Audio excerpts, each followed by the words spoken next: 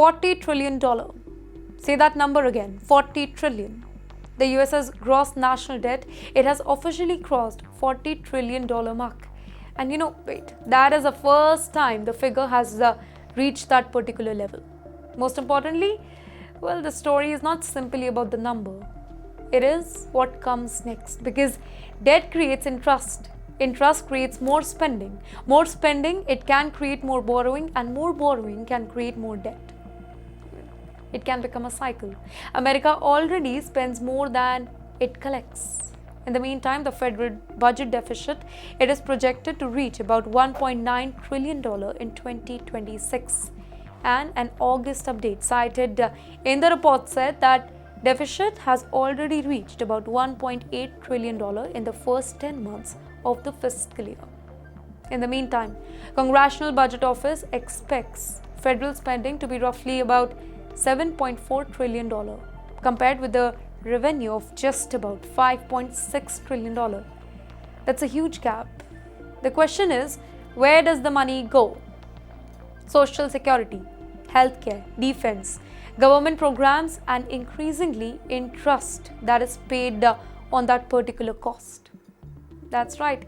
Think about that for a moment. More than $1 trillion interest just to the service existing debt.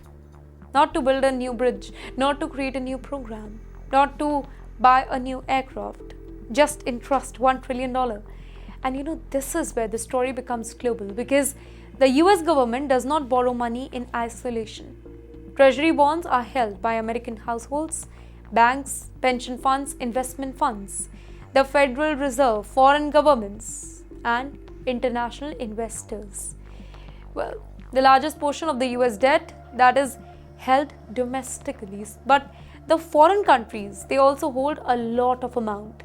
Japan, if we take for example, had around $1.12 trillion in the US Treasury securities in June 2026. So basically, when America's debt rises, the entire global financial system that watches, because US Treasury bonds are deeply embedded in global markets. They influence borrowing cost, they influence interest rate, they influence the currency, investment decision, mortgage rate, in fact, corporate borrowing and investors' confidence. In the meantime, the IMF projects the US general government gross debt at around $40.7 trillion in 2026, well, compared with nominal GDP of approximately $32.4 trillion. That puts debt at roughly about 125.8% of GDP. Now, does that mean America is about to collapse? No, that would be an irresponsible conclusion. The US still has the world's largest economy. The dollar remains central to global finance. US Treasury securities remain highly important to global investors, but the trajectory that matters. The CBO has warned that persistent deficits are pushing debt and interest costs higher and higher. And according to the forecast cited in the report, gross federal debt that can reach around $64 trillion by 2036. Well, that is the real story. Not simply where the debt is today, but where it could go tomorrow. Because every government eventually faces a choice here. Raise taxes, cut spending, borrow more, or find a combination of all three. And every choice here has consequences here. Higher taxes affect households and businesses. Spending cuts affect the public program. More borrowing increases future interest cost. And higher interest rate that can make mortgage and corporate loans more and more expensive. In fact, the report also points to long-term treasury yield that is reaching multi-year highs here.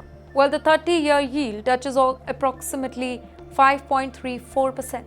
And when government borrowings becomes more expensive, private borrowings can also become more expensive. That means the $40 trillion headline, that is not just Washington's story. It can eventually reach ordinary people like you and me. It can reach the housing market. It can reach businesses. It can reach the investors. It can reach the taxpayers. It can reach the families. And perhaps that is the most important lesson from our final story. Debt is not just a number on the government website. Eventually, somebody has to pay the bill.